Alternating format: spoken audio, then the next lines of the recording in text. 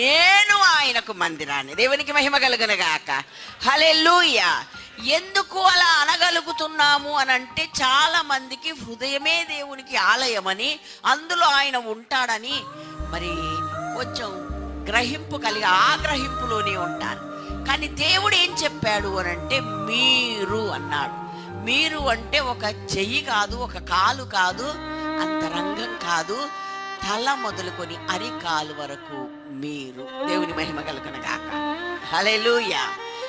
మన మధ్యలో 2వ కొరింథీ పత్రిక 6:18 ప్రకారంగా, నేను దేవుని జీవము కలిగిన దేవుని ఆలయములు నేను నివసిస్తాను అన్నాడు.